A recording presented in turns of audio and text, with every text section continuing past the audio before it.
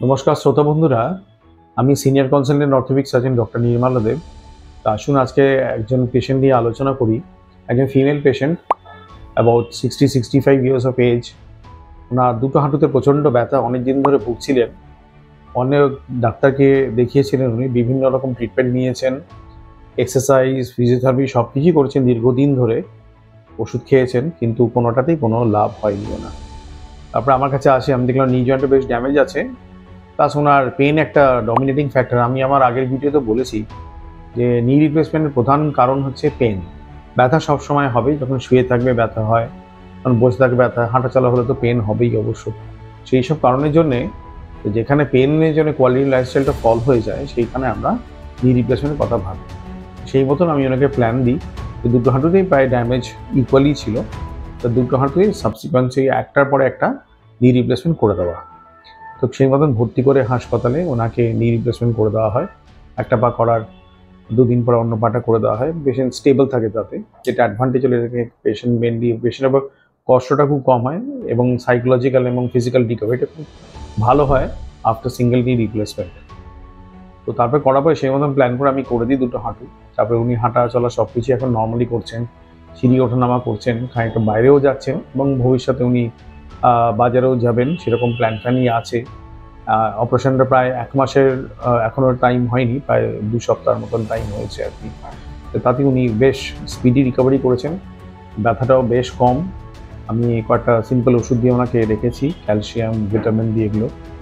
R she is very happy. আমার ভিডিওতে উনি সেগুলো আপনাদের নির্বাচনের মধ্যে বলেছে, যেগুলো আমি আপনাদের সঙ্গে শেয়ার করবো, এগুলো আপনারা দেখতে পাবেন। আপনার নামটা বলুন। শিখা সরকার। বয়স কত? বয়স 67। আর কি সমস্যা নিয়ে আপনি কিভাবে কি করলেন, পা কিরম ছিল আপনার, সেগুলো সব বিস্তারিত বলুন। সমস্যা নিয়ে গিয়েছিলাম, ভীষণই সমস্যা। সমস্ত ডাক্তারই আমাকে বলেছিলেন যে হাঁটু ক্ষয়ে গেছে, আপনাকে রিপ্লেসমেন্ট করতেই হবে। সেই জন্যেই এই ডাক্তারবাবুর কথা শুনে আমি, ডাক্তার নামটা উল্লেখ করুন। হ্যাঁ, নির্মাল্য দেব, তাই তো, ডক্টর নির্মাল্য দেবের কাছে গিয়েছিলাম। এখন যেরকম সমস্যা নিয়ে গিয়েছিলেন, এখন কিরম কি হলো, কি ট্রিটমেন্ট হলো, সেইগুলো বলুন। এখন আমি খুবই ভালো আছি, আমার মাস 2 হলো, আর এখন এমনি কোনো অসুবিধা নেই। একটু ব্যথা ট্যাথাগুলো আছে, এই পর্যন্ত।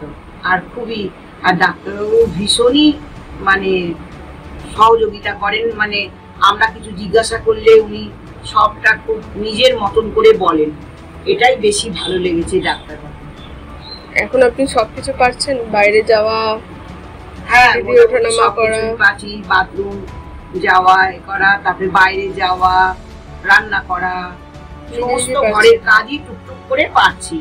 অনেক তাড়াতাড়ি পারছি না, কিন্তু পারছি সব। এবং মেসেজটা আজকে এটাই হলো যে যদি আপনার কোনো পেশেন্ট থাকে যারা দীর্ঘদিন ধরে নি রিপ্লেসমেন্টের ভয়ের জন্যে বাইরে ওষুধ খেয়ে খাচ্ছেন অনেকদিন ধরে, এবং ব্যথার ওষুধ খেলে আপনি জানেন অনেক সাইড এফেক্ট হতে, যেমন হচ্ছে পেটের উপর এফেক্ট হতে পারে, হার্টের উপর হতে পারে, কিডনির ওপর বিশেষ করে হতে পারে আর কি। সেই জন্য খাওয়াটা বাঞ্ছনীয় হয় দীর্ঘদিন ধরে, এবং এক্সারসাইজও করেছেন কিন্তু কোনো লাভ হয়নি। সব কিছুই যখন কনজারভেটিভ মেথড ফেল করছে, তখন আমরা নি রিপ্লেসমেন্ট বা জয়েন্ট রিপ্লেসমেন্টের কথা ভেবে থাকি। যদি আপনার কোনো পেশেন্ট থাকে যারা এরকম আছেন, ভুগছেন অনেকদিন ধরে, কোনোটাতেই কোনো আর সুরা হচ্ছে না, মনে হচ্ছে তারা good candidate for joint replacement. আমার হেল্পলাইন নাম্বারগুলো এখানে দেওয়া থাকবে আপনার চ্যানেলে যোগাযোগ করার জন্য। যদি আপনার সঙ্গে প্রয়োজন হয়, আপনার যোগাযোগ করতে পারেন, আমরা আপনাকে 100% হেল্প করার সাহায্য করব এবং কারেক্ট গাইডেন্সও দেবো। আজকে শোনার জন্য অসংখ্য ধন্যবাদ। থ্যাংক ইউ, নমস্কার।